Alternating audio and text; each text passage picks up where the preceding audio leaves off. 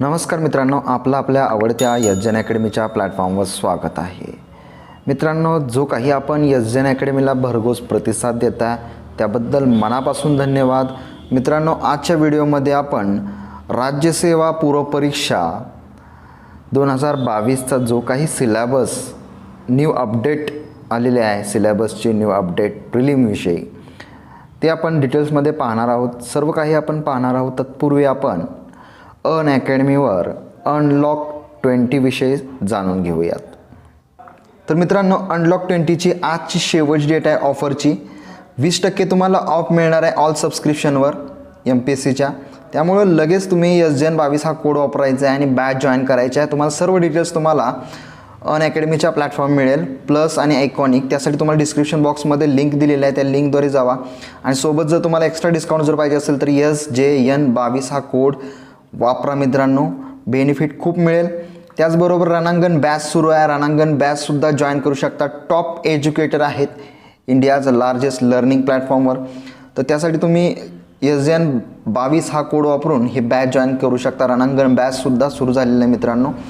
Iconic subscription तुम्हाला या पद्धतीनं मिळत असते, तुम्ही बघू शकता आणि त्या पद्धतीनं जॉईन करू शकता मित्रांनो. बेनिफिट खूप मिळेल, 100% तुमचं सिलेक्शन मिळेल. तर मित्रांनो, आस्क मी डाऊट्स, तुमचे डाऊट्स विचारू शकता MPSCच्या प्लॅटफॉर्मवर. आपले स्पेशल क्लाससुद्धा असतात. स्पेशल क्लासमध्ये मला तुम्ही डाऊट विचारू शकता. आणि तुम्हाला काय करायचं आहे, माझी बॅच जॉईन करण्यासाठी SJN22 हा कोड तिथं द्यायचा आहे. तुम्ही माझे मोफत बॅच जॉईन करू शकता. डिस्क्रिप्शन बॉक्समध्ये लिंक दिलेली आहे, त्याद्वारे जाऊन, किंवा माझं नाव सर्च केलं सूरज नलवडे आणि तिथे SJN22 हा कोड दिला तरी तुम्ही माझी बॅच जॉईन करू शकता. मोफत बॅच आहे ती. आणि वेळ वाया घालवू नका, प्लस सबस्क्रिप्शन घेऊन टाका, बेनिफिट खूप मिळेल मित्रांनो. 1as1च्या माध्यमातून तुम्ही जॉईन करू शकता. तुमचे डाऊट्स टॉप एज्युकेटरला विचारू शकता मित्रांनो. तर मित्रांनो, आपण आपल्या मूळ विषयाकडे वळूयात. तर बघा, राज्यसेवा पूर्व परीक्षा 2022चा जो सिलेबस अपडेट झालेला आहे त्यामध्ये बघा मित्रांनो, तर प्रिलिमसाठी स्कीम ऑफ एक्झामिनेशनचं एक्झाम कशा पद्धतीनं असणार आहे प्रिलिमची ते पाहू. तर पेपर 1 साठी बघा कंपल्सरी, पेपर 1 कंपल्सरी आहे आणि पेपर 2 काय आहे, क्वालिफाईंग आहे. आता याच्यामध्ये अपडेट झालेलं आहे मित्रांनो. म्हणजे पेपर 2 जो CSATचा आहे तो क्वालिफाईंग होणार आहे. तर बघा, पेपर 1 हा 200 मार्काचा आहे, त्याला 2 तास कालावधी आहे आणि त्याची स्टँडर्ड डिग्रीच्या लेवलचा असणार आहे. आणि मीडियम मराठी आणि इंग्लिश हे दोन्ही असणार आहे. नेचर ऑफ पेपर तर ऑब्जेक्टिव्ह टाईप असणार आहे, ठीक आहे. मल्टिपल चॉईस क्वेश्चन असणार आहेत यामध्ये, हे लक्षात ठेवा. आणि जो पेपर मित्रांनो 2 आहे क्वालिफाईंग असणार आहे. CSAT याला म्हणतात. 200 मार्काचा पेपर असणार आहे, 2 तास त्याला वेळ असणार आहे. आणि स्टँडर्ड काय असणार आहे मित्रांनो, तर टॉपिक यामधील जे टॉपिक 1 ते 5 आहे ते आपण पाहणार आहोत मित्रांनो टॉपिक. आणि टॉपिक 1 ते 5 डिग्री लेवलला असणार आहे.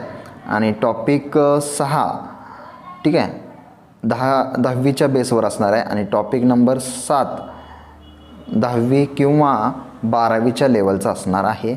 आणि भाषा दोघांसाठी समानच आहे, मराठी किंवा इंग्रजी किंवा दोन्हीही तुम्हाला त्यामध्ये पाहायला मिळणार आहेत. ऑब्जेक्टिव्ह टाईपच असणार आहे, हे लक्षात ठेवा. आणि महत्त्वाचं जे तर आपल्याला लक्ष द्यायचं आहे ते बघा, यामध्ये तुम्हाला क्लिअर मेन्शन केलेलं आहे. टिप काय लिहिलेलं आहे बघा, सामान्य अध्ययन पेपर क्रमांक 2 CSAT हा अर्हताकारी म्हणजे क्वालिफाईंग असून अर्हता प्राप्त करण्यासाठी किमान 33% गुण मिळवणे आवश्यक राहील. या पेपरमध्ये किमान 33% गुण प्राप्त करणाऱ्या उमेदवारांची पेपर क्रमांक 1 मधील गुणांच्या आधारे राज्यसेवा मुख्य परीक्षेसाठी गुणवत्ता यादी तयार करण्यात येईल. तर लक्षात ठेवा, तुम्हाला 33% गुण CSATमध्ये मिळवायला पाहिजेत आणि मिळवले तरच तुमचं पेपर क्रमांक 1चं मेरिट लागणार आहे आणि त्यानुसार तुमची गुणवत्ता यादी तयार केली जाणार आहे. मुख्य परीक्षेसाठी, राज्यसेवा मुख्य परीक्षेसाठी गुणवत्ता यादी तयार केली जाणार आहे. म्हणजे कमीत कमी तुम्हाला 200 पैकी 66 गुण मिळवणे आवश्यक आहे. आणि आता बघा नकारात्मक गुणधांविषयी थोडंसं जाणून घेऊ. पेपर क्रमांक 1 करिता व पेपर क्रमांक 2 मधील, आता पेपर क्रमांक 2 मधील डिसिजन मेकिंग अँड प्रॉब्लेम सॉल्विंगचे प्रश्न वगळून उर्वरित प्रश्नांकरिता नकारात्मक गुणधान लागू राहील. म्हणजे पेपर क्रमांक 2 जो सिसॅट आहे त्यामध्ये decision making and problem solving याच्यावर काही प्रश्न असणार आहेत. म्हणजे साधारण 5 प्रश्न असतात. तर या 5 प्रश्नासाठी तुम्हाला निगेटिव्ह मार्किंग नसणार आहे, हे लक्षात ठेवा. आणि बघा या निगेटिव्ह मार्किंग कशा पद्धतीनं असणार आहेत. इतर प्रश्नांसाठी मित्रांनो decision making and problem solving सोडवून तर प्रत्येक चुकीच्या उत्तराकरिता 25% किंवा 1/4 एवढे गुण एकूण गुणांमधून वजा किंवा कमी करण्यात येतील. एखाद्या प्रश्नाची एकापेक्षा अधिक उत्तरे दिला असल्यास अशा प्रश्नांचे उत्तर चुकीचे समजण्यात येईल. म्हणजे तुम्ही एका ठिकाणी गोळ केला, ठीक आहे, राऊंड केला, तर असं तुम्ही समजा तुम्हाला वाटलं की ते चुकीचं आहे म्हणून तो चूक करून परत दुसरीकडे तुम्ही गोळा केला तर तुमचा तो प्रश्नाचं उत्तर ग्राह्य धरलं जाणार नाही, तो प्रश्न चुकीचा धरला जाईल. ठीक आहे. आणि त्या प्रश्नासाठी तुमचं 25% गुण किंवा 1/4 एवढे गुण एकूण गुणांमधून कमी केले जाईल, हे लक्षात ठेवा. वरीलप्रमाणे कार्यपद्धतीचा अवलंब करताना एकूण अंतिम गुणांची बेरीज अपूर्णांकात आली तरीही ती अपूर्णांकातच राहील व पुढील कार्यवाही त्याच्या आधारे करण्यात येईल. एखाद्या प्रश्नाचे उत्तर अनुत्तरित असेल तर अशा प्रकरणी नकारात्मक गुणांची पद्धत लागू असणार नाही. म्हणजे मित्रांनो समजा तुमचा एखाद्या प्रश्नाचं उत्तर येतच नसेल तर सरळ सोडून द्या. तिथं तुम्ही राऊंड करायचं, गोळा करायचा गरज नाही आहे. ठीक आहे, हे लक्षात ठेवा. जर तुम्ही तसं कराल तर तुमचं उत्तर तिथं चूक धरलं जाईल आणि त्याच्यासाठी तुम्हाला 25% दंड बसेल. 25% दंड म्हणजे गुणांचा दंड. 25% गुण कट केले जातील किंवा 1/4 गुण, हे लक्षात ठेवा. त्यामुळे जो प्रश्न येतच नाही आहे तुम्हाला सरळ सोडून द्यायचा आहे. चला आपण सिलेबस बघूयात. पेपर क्रमांक 1 200 मार्कचा असणार आहे मित्रांनो. आणि त्यासाठी काय असणार आहे, current events of states national and international importance, म्हणजे राज्य, राष्ट्रीय आणि आंतरराष्ट्रीय स्तरावरील महत्त्वाच्या चालू घडामोडी असणार आहेत, हे लक्षात ठेवा. हिस्ट्री ऑफ इंडिया, ठीक आहे, म्हणजे भारतीय इतिहास आणि महाराष्ट्राच्या संदर्भात व राष्ट्रीय चळवळ, हे पण लक्षात ठेवा. विथ स्पेशल म्हणजे फोकस तुमचा रेफरन्स टू महाराष्ट्र असणार आहे. अँड इंडियन नॅशनल मुवमेंट हे पण लक्षात ठेवा. आता पुढे बघा मित्रांनो, Maharashtra, India and world geography, ठीक आहे, म्हणजे महाराष्ट्राचा, भारताचा व जगाचा भौतिक, सामाजिक व आर्थिक भूगोल यामध्ये कव्हर केला जाणार आहे मित्रांनो, हे लक्षात ठेवा. आणि पुढे बघा चौथा, Maharashtra and India polity and governance, ठीक आहे. तर यामध्ये मित्रांनो लक्षात ठेवा, महाराष्ट्राची व भारताची राज्यव्यवस्था आणि शासन हे कव्हर केलं गेलेलं आहे आणि असणार आहे सिलेबसमध्ये.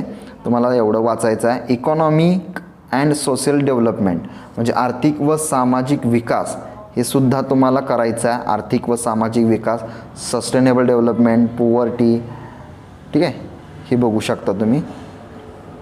आणि 6वा आहे मित्रांनो, general issues on environment ecology, ठीक आहे, पर्यावरणीय परिस्थिती, ठीक आहे, पर्यावरणीय परिस्थिती तुम्हाला करायचं आहे.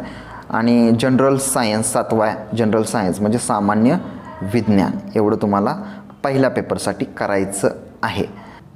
बघा मित्रांनो, आता पेपर 2 200 मार्क्सचा आहे. यामध्ये कॉम्प्रिहेन्शन म्हणजेच आकलन क्षमता कव्हर केलं जाणार आहे.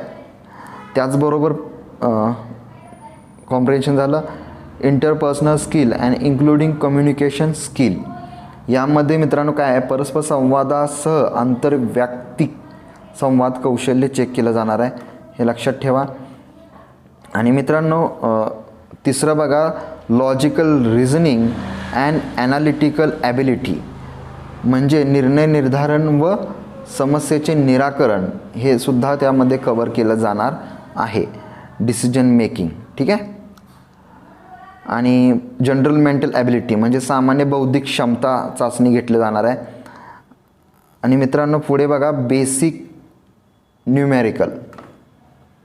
न्यूमेरेसी म्हणू शकता तुम्ही त्याला. तर या म्हणजे पायाभूत अंकगणित असणार आहे. आणि अंकगणित कितवीच्या लेवलचं असणार आहे, तर 10वीच्या बेसचं असणार आहे. आणि डाटा इंटरप्रिटेशन हे पण 10वीच्या लेवलचं असणार आहे. आणि 7वं बघू शकता मराठी आणि इंग्लिश लँग्वेज कॉम्प्रिहेन्शन स्किल. ठीक आहे, कॉम्प्रिहेन्शन स्किल म्हणजे माहितीचे अर्थांतरण हे झालं. आणि मराठी आणि इंग्लिश लँग्वेज कॉम्प्रिहेन्शन स्किल हे सुद्धा तुम्हाला असणं गरजेचं आहे मित्रांनो. जे काही तुम्हाला आता मी या डेटा इंटरप्रिटेशन म्हणजेच माहितीचे अर्थांकरण हे लक्षात ठेवा. Marathi English language comprehension skill असणार आहे त्याच्यावर. पण लक्षात ठेवा मराठीचं मराठीमध्ये असणार आहे आणि इंग्लिश लँग्वेज कॉम्प्रिहेन्शन ते इंग्लिशमध्येच असणार आहे. या पद्धतीनं तुमचा सिलेबस असणार आहे, लक्षात ठेवा मित्रांनो. तर तुम्ही नोट बघू शकता, त्यामध्ये दिलेलंच आहे questions relating to Marathi and English language comprehension skills of class म्हणजे 10वी 12वी लेवलचं असणार आहे, हे लक्षात ठेवा. आणि मराठीचं मराठीमध्ये असणार आहे आणि इंग्लिशचं इंग्लिशमध्ये असणार आहे. आणि हे अपडेट आहे मित्रांनो 17 मे 2022चे अपडेट आहे अव्वल सचिव महाराष्ट्र लोकसेवा आयोग. तर मित्रांनो नक्कीच तुम्हाला आजचा व्हिडिओ आवडला असणार आहे. आवडला असेल तर लाईक करायचं आहे, चॅनलला सबस्क्राईब करून बेल आयकॉनची घंटी वाजवून ठेवायचं आहे. कारण अशाच पद्धतीचे आपण नवनवीन व्हिडिओ घेऊन येत असतो. धन्यवाद, बाय.